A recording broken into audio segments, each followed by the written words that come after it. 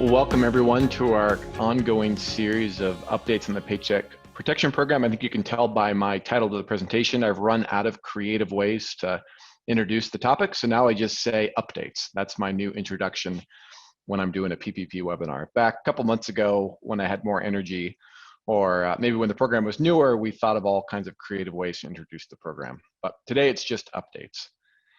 So Adam Sweet, for those of you that I haven't talked to before, if you haven't seen another webinar, I'm a principal in our national tax office. I sit in Spokane, Washington, and I'm part of our SBA working group, Small Business Association working group, really focused for the most part on the PPP program since March of this year. So thanks to everyone for joining today. I think Amy just sent a link out to the slides. Also, just similar to previous webinars, there's always too many questions and really too many questions that come through both the Q&A and the chat box to answer. So if I see common questions come up, I'll try to answer them as I go. Otherwise, though, I just encourage you to reach out to your local Eide Bailey professional, whoever that is, and start with them on some of your questions. And then from there, it can migrate up to our working group if they don't have the answer for you. So with that, oh, and then always a good place to go look if you're looking for just general information on the PPP program. We still get questions from time to time that are pretty general in nature. You can go to the eidebailey.com/PPP, and there's a whole series of articles that I've written over the last 4 or 5 months, along with links to previous webinars and other pieces of information that we've put out there. So encourage you to go there as a first stop if you're new to the PPP program, or if you have what you think is maybe a simple or a basic question, start there. But for today, our agenda, four different areas here. One, there's been some updates for owner employees. Updates have come out over the last few weeks. There was a new surprise rule that came out, I think about 10 days ago, related to related party rents. We'll cover that. Some updates on the continuing saga of paid and incurred, what that means, what that doesn't mean for PPP qualified expenditure purposes. And then we'll close it out with possible further legislation that could really, I won't say dramatically change the program, but materially change the program if Congress can ever get together up in DC and pass something. I guess that seems like a big if. You know, a couple months ago, I would have said there were high odds to something being passed. Maybe it seems a little less certain now. So first, for owner employee, this was a term that was introduced, I think back in May, by the SBA with the first draft forgiveness instructions and accompanying forms. They used the term owner employee. They never told us what it meant.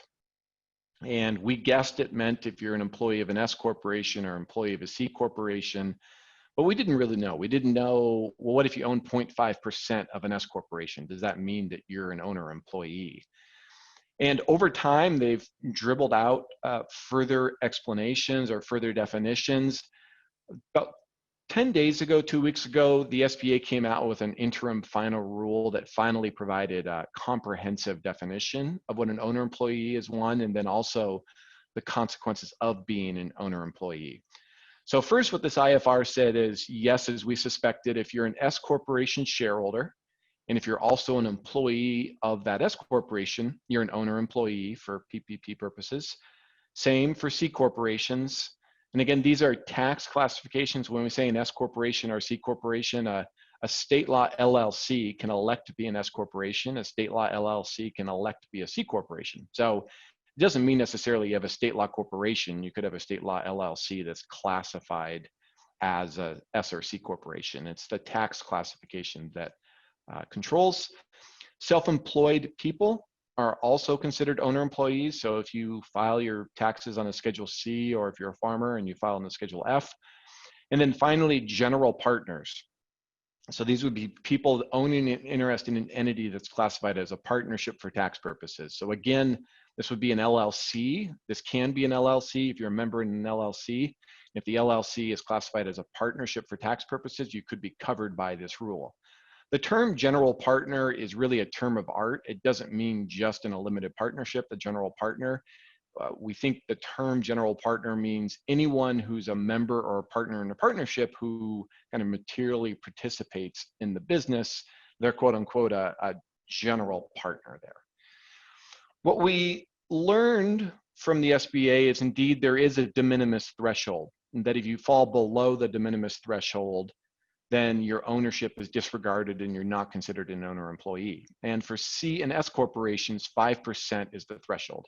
So if you own under 5% of an S corporation or a C corporation, you are not considered an owner employee and you're exempt from the rules that we're just about to discuss. 5% or over, you're subject to these rules. We've talked about this before. The SBA, again, though, reiterated this for if you're an owner employee, you're subject to compensation limits that non-owner employees are not subject to. And it depends on whether you use the 8-week or the 24-week covered period. If you're a non-owner employee, $15,385 is the maximum compensation you can pay someone for 8 weeks, $46,154 if you use a 24-week covered period. For owner employees, for the 8-week period, it's still that $15,385 number. If it's the 24-week period, it's $20,833. Now, of course, we get this question from time to time. You are free to pay owner employees more than this, and you're free to pay non-owner employees more than these limits. It's just that the excess amount doesn't count as a qualified expenditure. So when you're sum totaling your qualified expenditures to generate a tentative forgiveness amount, it's these caps, these are when these caps apply, but you can pay someone however much money you want to pay them, and the SBA is not going to claw that back as long as you comply with these rules. Also, another interesting tidbit is in the IFR that came out a few weeks ago, the government states that these caps apply in total across all businesses in which an individual has an ownership stake in.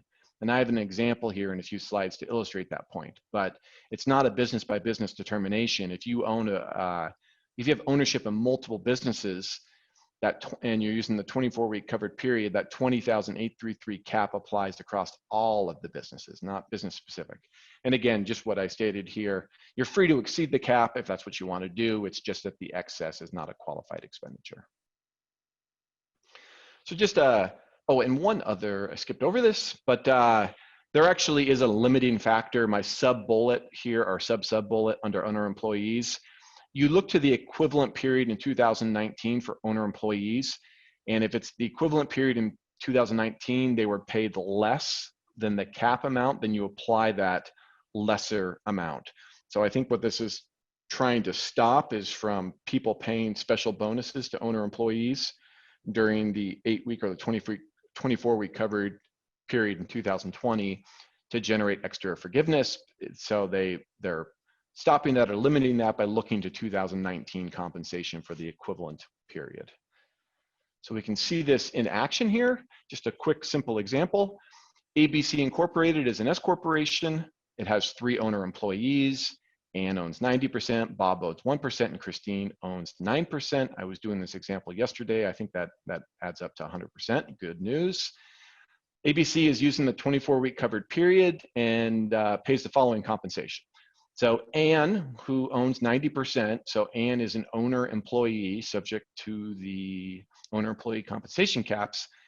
Ann was paid $80,000 during the 24-week covered period, was also paid $80,000 for the comparable 2019 period. Ann is capped at $20,833 for eligible compensation that can give rise to forgiveness. Bob was paid $80,000 during the covered period, was only paid $10,000 for the comparable 2019 period. However, Bob only owns 1%, so Bob is not subject to the owner-employee rules. Bob is just in the general employee bucket. So Bob can include up to the employer can include up to $46,154 of Bob's compensation, even though he was paid less than that for the equivalent period in 2019. And then finally, Christine was also paid 80 grand. Christine owns more than 5% of the S Corp, so she's subject to the owner-employee rules. She was paid $15,000 for the comparable 2019 period. So that's her limiting factor, is that the only $15,000 of her wages count as a qualified expenditure for PPP purposes. So 3 different scenarios there to kind of show, 1, how the de minimis rule works, 2, how it works if you paid a lower amount in 19 and how that might limit you, And then 3, if 19 and 20 were the same, how you're still limited.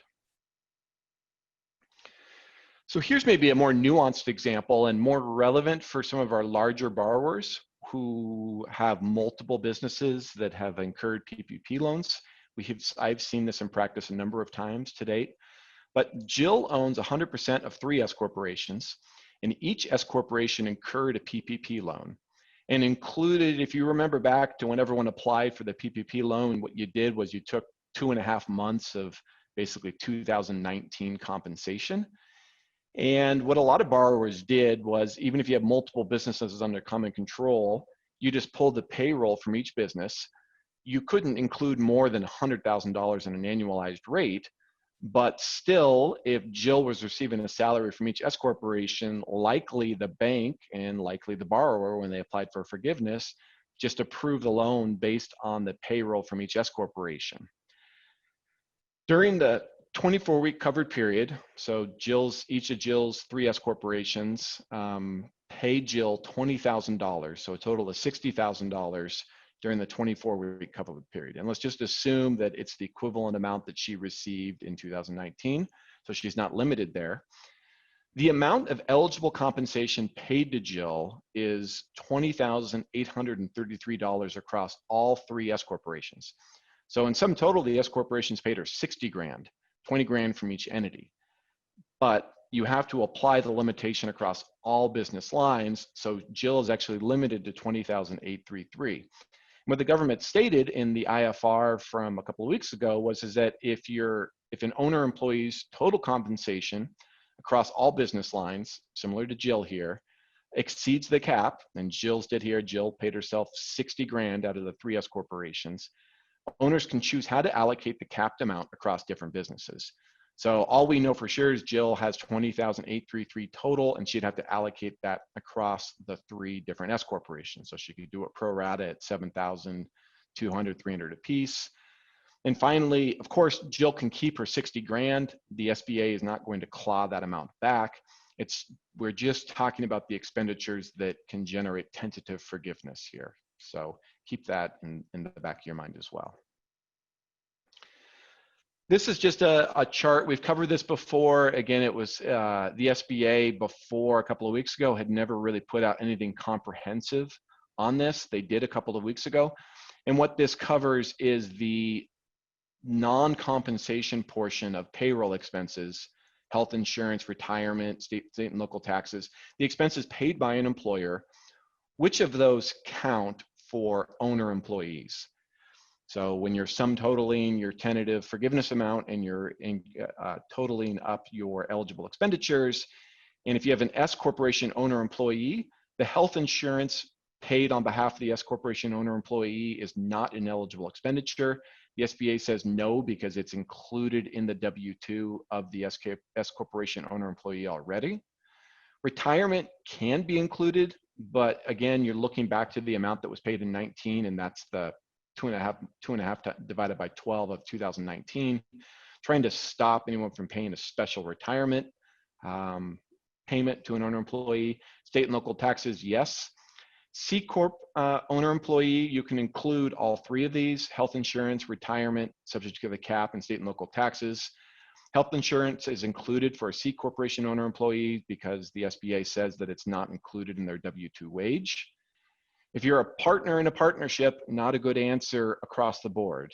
Health insurance, retirement, and state and local taxes, none of those 3 are included as an eligible expenditure if paid by the employer. Partly that's because if you're a partner in a partnership, you can't be an employee of the partnership. You're considered self-employed. So in a sense, your guaranteed payment or your draws are gross, and you pay these amounts out of it. That's part of the explanation. And then rules for 2% S Corp employee, they track the S Corp owner employee rules above, except with no cap on the retirement contribution.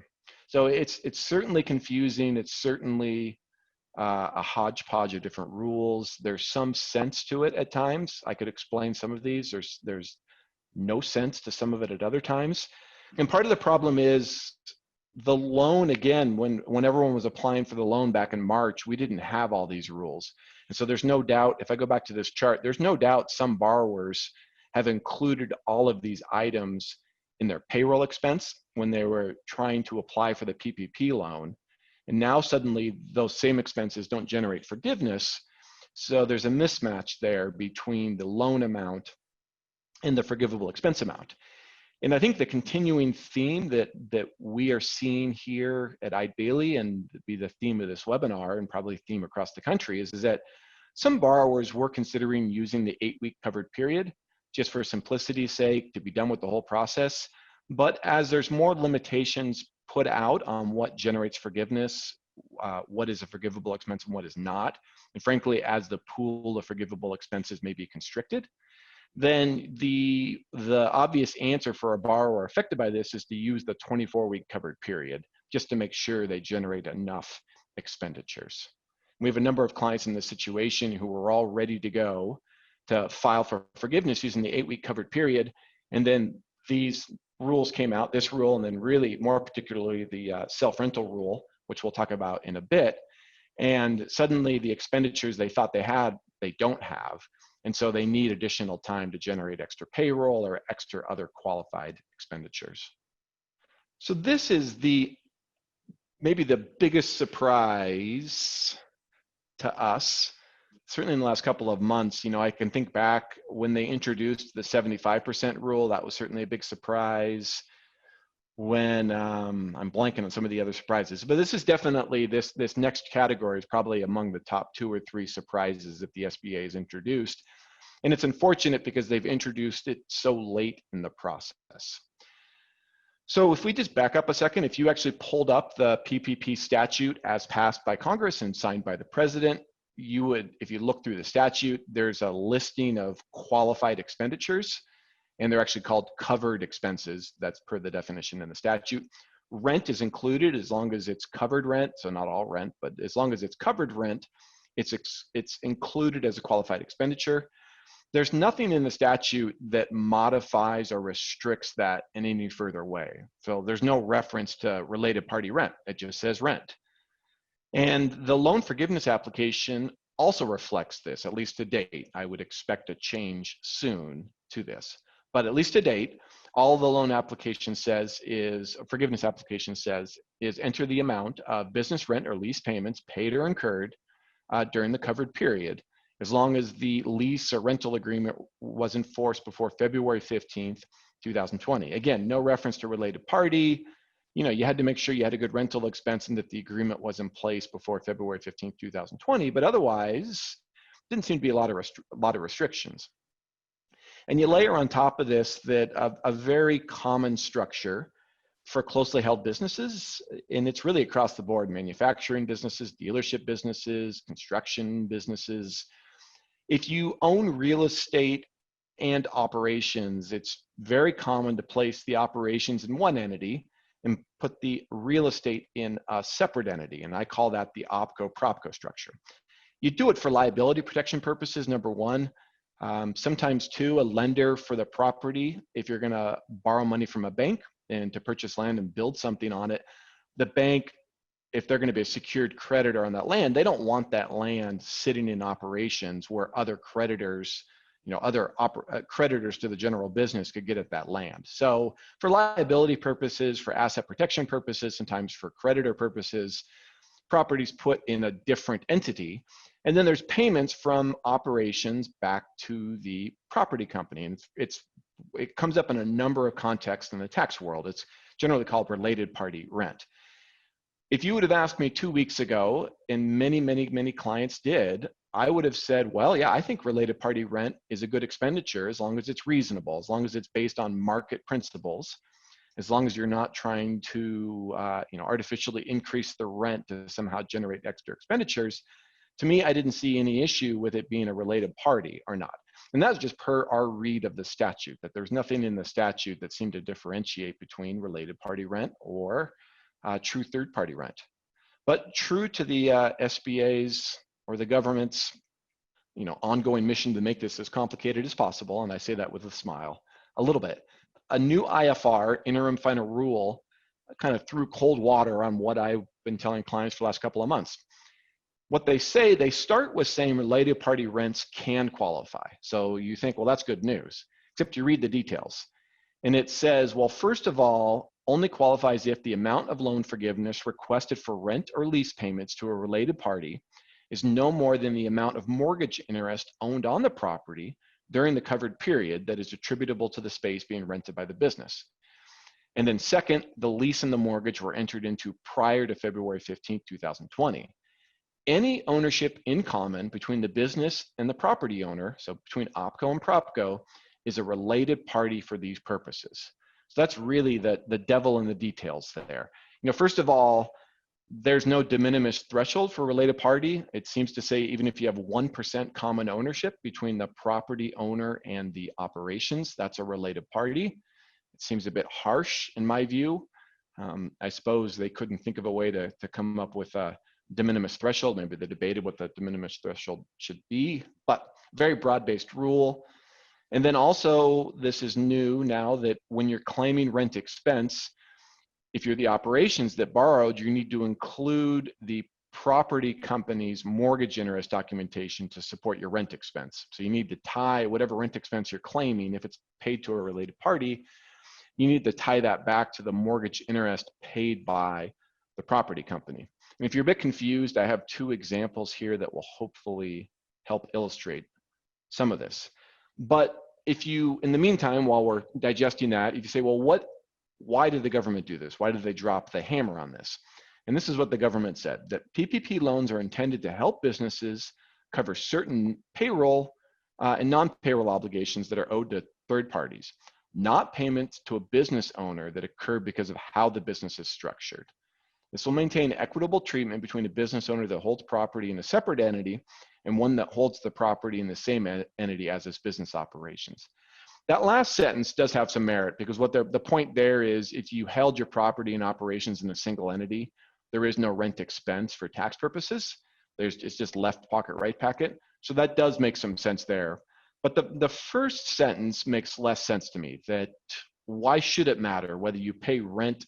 If you truly pay rent based on market-based principles, why should it matter whether you pay it to a third party or pay it to a related party? Economically, it should be the same transaction. You just decided to organize your business with your operations in one entity and your property in a different entity, and somehow you're punished versus if you just rented the building or rented the land from a true third party. So I don't follow that first sentence. But the rule is what it is. So maybe here's an example to help flesh this out. We have OpCo on the left, we have PropCo on the right. So operations is the business, PropCo owns the real estate. We have 1% common ownership between the two. 99% of OpCo's ownership is unrelated to 99% of PropCo's ownership. So very slim percentage of common ownership. So the first thing you note is, and there's a rental agreement between OpCo and PropCo, and it was in effect prior to February 15, 2020. So the first thing you note here is this is a related party rent for PPP purposes. Why? Because there's common ownership. It's 1%, but the SBA said any amount of common ownership. Presumably even 0.1% would be enough for it to make it be a related party rent. So OpCo pays $1,000 of rent a month. PropCo holds the property subject to a mortgage, and the mortgage was in effect prior to February 15, 20. And PropCo pays $200 of interest and $800 of principal per month. So there's $1,000 of rent that goes to OpCo, to PropCo. PropCo uses that $1,000 to make payment to the bank. Only $200 of the rent payment from OpCo to PropCo qualifies as a qualified expenditure, because that's the amount that's tied to the mortgage interest. The amount that's tied to the principal is not a qualified expenditure. So big surprise there. And again, you can question, how does that make any sense? Because if PropCo was truly unrelated, the full $1,000 that OpCo pays would be a qualified expenditure. But because there's 1% common ownership, the SBA says no, only $200 of this is a qualified expenditure. And let's come up with even worse facts. And unfortunately, we do have clients in this exact situation. So same fact pattern, generally speaking, we have only 1% common ownership. We have OpCo paying $1,000 of rent. Everything, the rental agreement was in effect prior to February 15th, 2020. However, PropCo paid off its mortgage. Let's say it paid off its mortgage last year. But PropCo still owns the real estate in the building. If you own real estate in the building, just because you paid off the mortgage, that doesn't mean that you don't charge rent. If you were a third party and it paid off your mortgage, you're not going to forgive all the rent expense of your tenants. So of course, OpCo continues to pay rent because OpCo pays for the use of the property, whether or not there's a mortgage secured by that property. But there is no mortgage interest paid by PropCo. So the qualified rent expense is zero, presumably. The IFR interim final rule doesn't tell us this, but if the rule is you can only claim rent to a related party landlord equal to that landlord's mortgage interest expense, and the landlord has no mortgage interest expense, then none of your rent qualifies. We have clients in this exact situation who are preparing to submit their forgiveness application using an 8-week covered period. Now, none of their rent qualifies as an expenditure, and they're going to have to use the 24-week covered period to generate extra payroll expenses. So this is why it's such a big surprise to people. And there's no indication anywhere before this rule dropped that this was going to be the end result.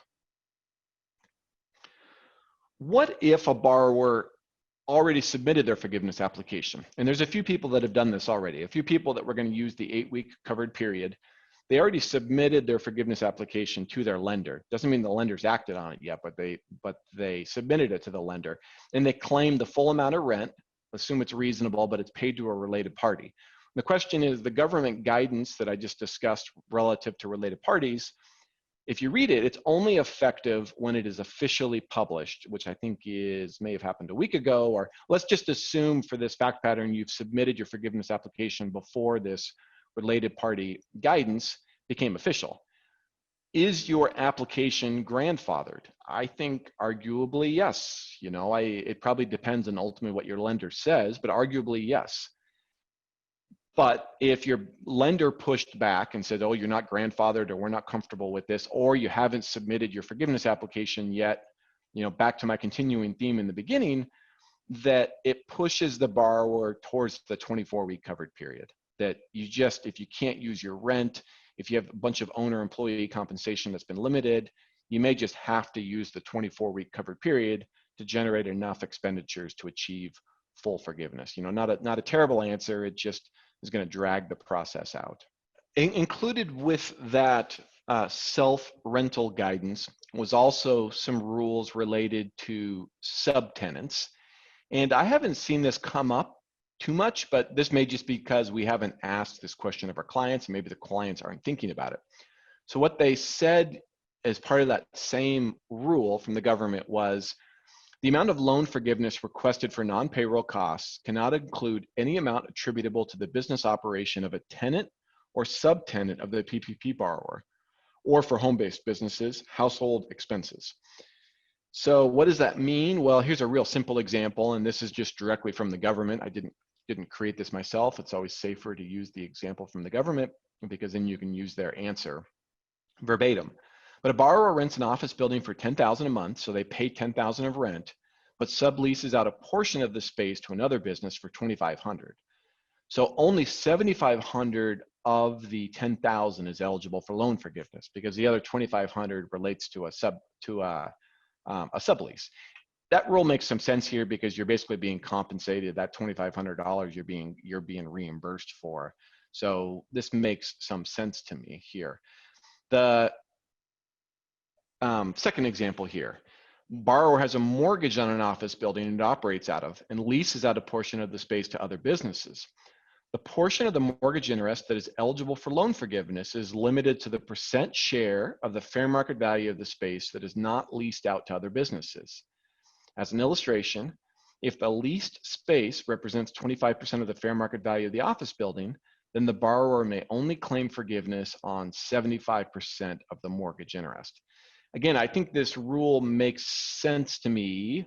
You have to think about it a little bit, but this makes sense to me in a way because you're being reimbursed from your subtenant or from the tenant So it maybe seems double dipping to also be able to include the full amount as a forgivable expenditure.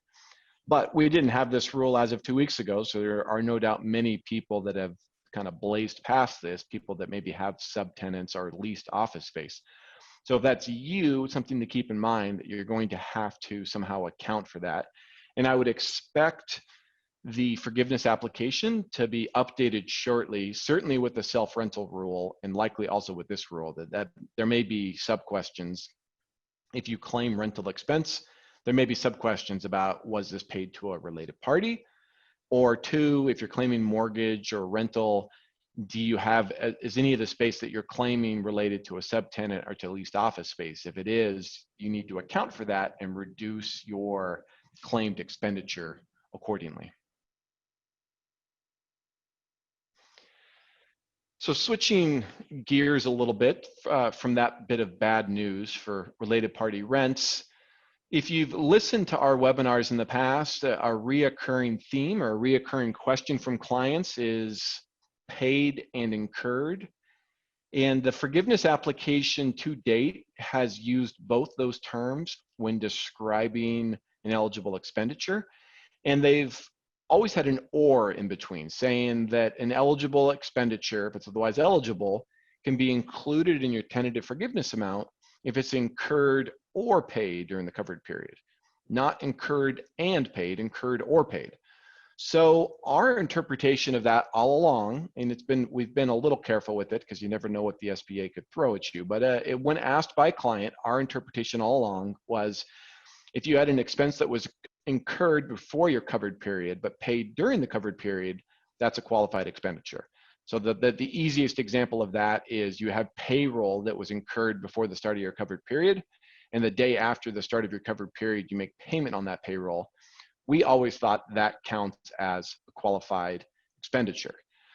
Fortunately for us, fortunately for me, and really fortunately for borrowers, most importantly, is that the government generally confirmed this result. So it shows that that language that they put in the forgiveness application was intentional. It wasn't by accident that they said incurred or paid. And this is directly from the IFR from a few weeks ago. It actually may be the Q&A from a few weeks ago. But what the government said was, if I put something in quotes, it's directly from the government. It said, payroll costs that were incurred before the covered period but paid during the covered period are eligible expenditures. And they have an example basically of what I just gave you in the previous slide. And you can cut to the chase, that they made payroll payment on April 24th. Their covered period started on April 20th. They made payment on April 24th. The payment on April 24th was for payroll that was incurred before April 20th, before the start of their covered period. What the government says is, while these payroll costs were not incurred during the covered period, they were paid during the covered period and are therefore eligible for loan forgiveness. So that was always our interpretation of it. Good news for borrowers. I think this, by having the government directly tell us this is the rule, it takes away really all questions or all uncertainty about it. And a similar rule, so that the first one there was for payroll, similar rule for non-payroll expenses. What the government says again is eligible business mortgage interest costs, rent or lease costs, and utility costs incurred prior to the covered period and paid during the covered period are also eligible for loan forgiveness. So it's the piggyback rule to the payroll. It only makes sense that they would have the same rule for both. And the example that I included here is directly from the government, but it's just an electric bill that was paid during the covered period, but it's for service that was incurred before the start of the covered period. And what the government says is, although a portion of the electricity costs were incurred before the covered period, these electricity costs are eligible for loan forgiveness because they were paid during the covered period. Makes sense. It's what the application was telling us all along, but just extra comfort to everyone that the government was intentional with that language and that we can take paid or incurred at its word. But like everything with the government, there's always special rules to curb perceived abuses. And we did have clients, a couple of clients with this specific question, and it came up this year because all of the tax deadlines that were normally April 15th were pushed back to July 15, 2020 because of the COVID emergency. And some of those dates even relate to retirement contributions that employer actually has to fund related to the 2019 plan year. So the actual cash payment could be made by July 15, 2020. It relates back to retirement obligations that were incurred in 19. So the question we had from clients is, well, if I paid it on July 15, 2020, and my covered period began before that date, could I include the entire amount of the retirement contribution into the pool of eligible expenditures? In this one, we were a little more cautious with. I mean, literally, the forgiveness application seemed to say, yes, you could, because it was incurred before the covered period, but paid during the covered period. A little careful with this one because you could see why the government might not like that. And indeed, they came up with a special rule for retirement benefits, and that just said that forgiveness is not provided for employer contributions. This is the bolded part in this paragraph. For retirement benefits accelerated from periods outside the covered period or alternative covered period. So if you had payment you made on July 15th for your 2019 amounts, even though those amounts were paid possibly after the start of your covered period, depending on when your covered period started, those amounts are not included in the pool of eligible expenditures. You understand why the government came out with this rule, because otherwise you'd be able to include that full amount of 2019 retirement amounts. It seems a little bit, I won't say egregious, but maybe a little too generous, let's say. So that rule makes sense to me. And we've had this question come up over the last couple of weeks. There's been a lot of focus on the EZ application, both by borrowers and lenders. Borrowers like it because it's a simplified application. You don't really have to include much documentation with it. You don't really have to include very many calculations really with it. You know, a lender likes it because there isn't much on their end they're going to need to do in terms of diligence. So both borrowers and lenders have been focused on it. We've had a lot of people reading through the forms, reading through the instructions, asking us, are they eligible? Because not all borrowers are eligible for the EZ application. In fact, really to be eligible, you almost have to rule out that there'd be any reduction to your forgiveness on account of employee headcount or salaries. So in a way, you almost have to do all the work on the front end. It's not reflected on the EZ application, but you still have to run through all the work on the front end that you would normally put on the normal application. You don't put it on the EZ application, but again, you almost have to do it before you complete the EZ application. So, but we're gonna just run through briefly today the three separate categories who is eligible to use the EZ application. First category is self-employed individuals, independent contractors, and sole proprietors with no employees. This category makes sense. They have no employees. That means they're going to have no reduction to their forgiveness amount based on either cuts to salary or to cuts to headcount. They don't have any employees.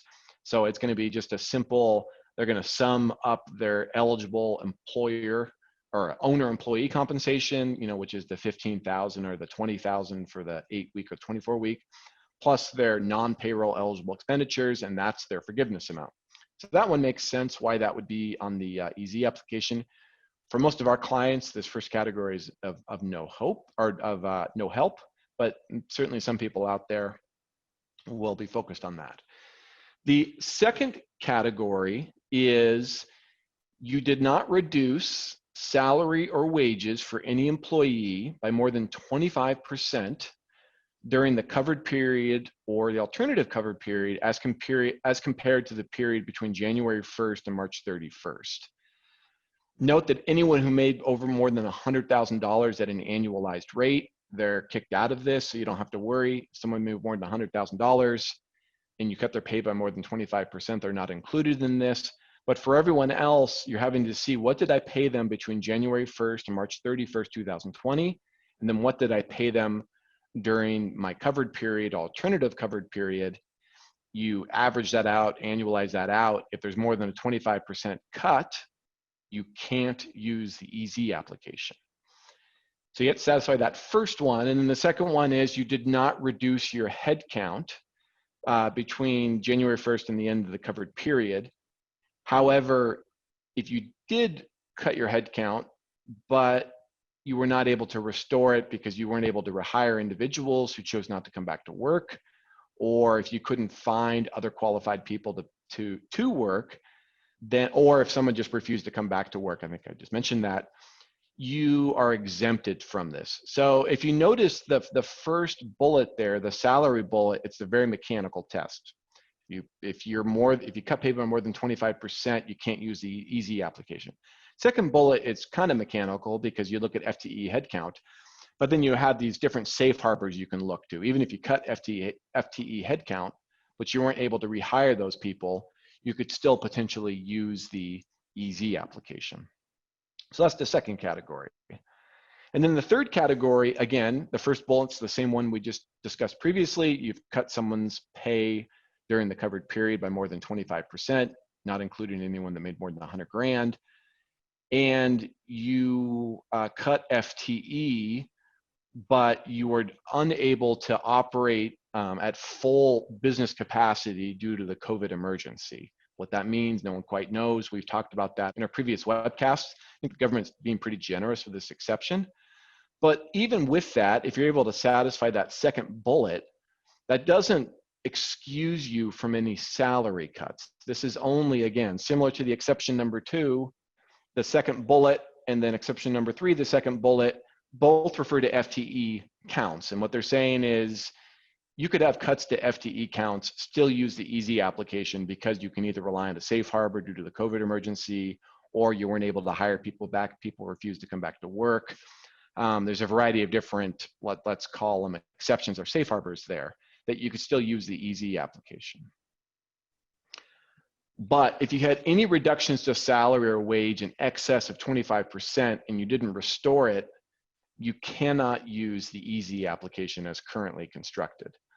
Also note that the FTE count is not employee specific. The FTE count is almost kind of just a weighted average of the employees you have during the week. So if you fired one employee but hired another employee, that other employee counts as one FTE.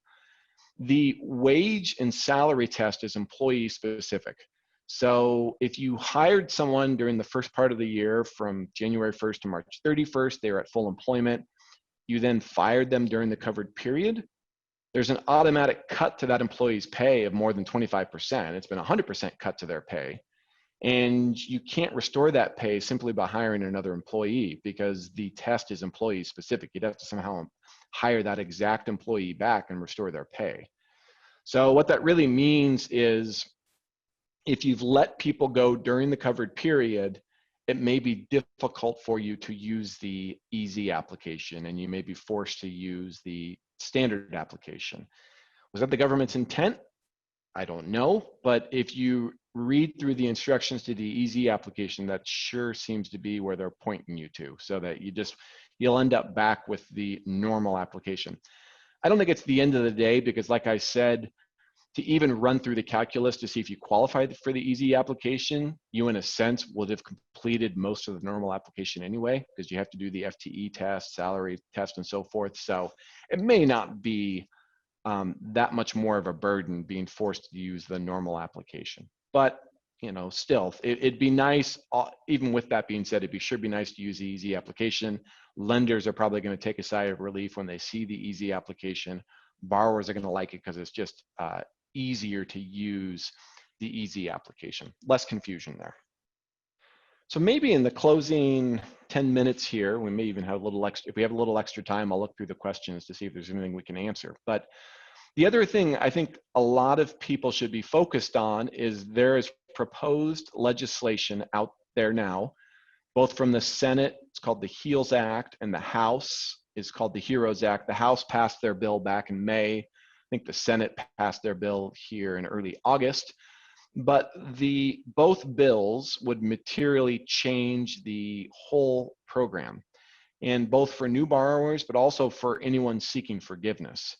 And I've mixed and matched the highlights from the Senate and the House bill. They are not the same bill, but I think there's some thought being that if they do ever pass something, it's going to be a mix of both. So I put the highlights here from both bills. It's not, I haven't marked whether one's to the Senate or one's to the House. But the first thing that they have talked about doing is a fresh round of PPP loans. And that would mean even if you've had a current PPP loan, you could apply again and get new funding, but they're going to tighten down the eligibility requirements. And as currently proposed, it would be, you could only have a maximum of 300 employees. If you remember back originally, it was 500 employees. Also, to receive a new PPP loan, you'd need to show a reduction to gross revenue. And, there's only a maximum loan of up to $2 million. I think it was $10 million across different businesses for the original PPP program, now $2 million. The gross revenue one, when it was first proposed by the Senate, they said that you were going to need to demonstrate a 50% year-over-year reduction to gross revenue. There's been quite a bit of lobbying from different industries saying we need to soften that. And now I think what the Senate has proposed is a 35% reduction to gross revenues. So we'll see, could they soften it further if they finally ever pass something? Maybe, 35% maybe seems reasonable for businesses that have been able to open up partially, but not fully. Some of the other material changes would be an expanded list of eligible expenditures. I know like one category, for instance, is personal protective gear, PP&E. If you've had to buy masks and so forth, that would be included as a list of eligible expenditure. That would be a big one for the restaurant industry, that if they've had to invest a whole bunch of money into making their restaurant COVID compliant, many of those expenditures could qualify. These third and fourth bullet are the really big ones for existing borrowers. First, loans under $150,000, and I think the way this works is both for existing borrowers and new borrowers, there'd be automatic forgiveness.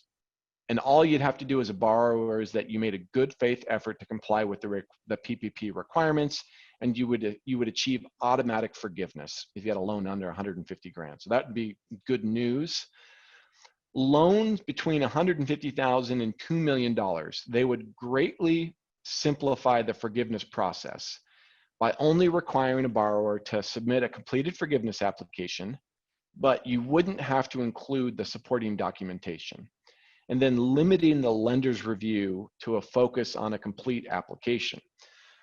The worry here has been from banks that with this voluminous documentation that is currently required, I think banks are very unsure about how much diligence they need to do when reviewing a forgiveness application.